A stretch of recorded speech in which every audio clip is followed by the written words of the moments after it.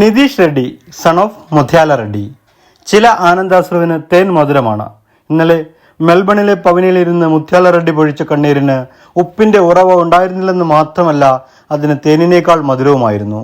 കളിച്ചും കളിപ്പിച്ചും ആ കൊച്ചന്റെ ഭാവി തുളയ്ക്കാനിറങ്ങിയ ഭ്രാന്തൻ അപ്പനെന്ന പരിഹാസരങ്ങൾക്കുള്ള മധുര പ്രതികാരമായിരുന്നു മെൽബണിൽ 21-കാരനായ നിതീഷ് റെഡ്ഡി നേടിയ സെഞ്ചുറി.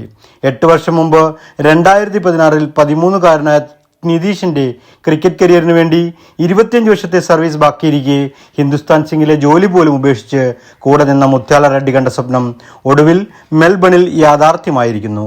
മെൽബണിൽ നേടിയ സെഞ്ചുറി പോലെ തന്നെ അത് അത്ര എളുപ്പമായിരുന്നില്ല.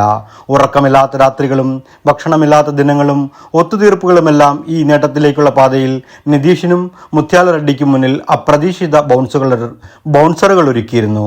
ഒരറ്റത്ത് വിക്കറ്റുകൾ കൊഴിയുന്നതിന്റെ സമ്മർദ്ദത്തിനിടയിൽ 4 ടെസ്റ്റിന്റെ പരിചയസമ്പത്ത് മാത്രമുള്ള നിതീഷ് കിട്ടിയ അവസരത്തിൽ തന്റെ മികവ് തെളിയിക്കുകയായിരുന്നു. 171 പന്തിൽ 21-കാരൻ 3 അക്കം പിന്നിട്ടു.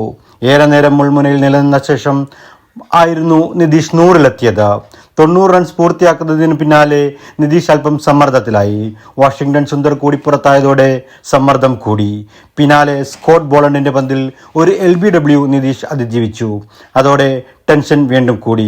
നിതീഷിന്റെ അച്ഛൻ പ്രാർത്ഥനകളോടെ അപ്പോഴും കാണികൾക്കിടയിൽ നിൽപ്പുണ്ടായിരുന്നു. ബുംറയും പുറത്തായതോടെ സെഞ്ചുറിക്കരികിൽ വീണുപോയേക്കുമെന്ന ആശങ്കകളെ സിറാജ് പ്രതിരോധിച്ചതോടെ ബോളണ്ടിനെ ബൗണ്ടറിയിലേക്ക് പറത്തി നിതീഷ് ഇന്ത്യയുടെ വെള്ളക്കുപ്പായത്തിൽ സെഞ്ചുറി പൂർത്തിയാക്കി. സന്തോഷക്കണ്ണീരോടെ അച്ഛൻ കൈകൾ കൂപ്പി ആകാശത്തേക്ക് നോക്കി. ഇതിലും വലിയ മധുര പ്രതികാരം എന്താണ് വേണ്ടത് മിസ്റ്റർ മുഥ്യാല റെഡ്ഡി?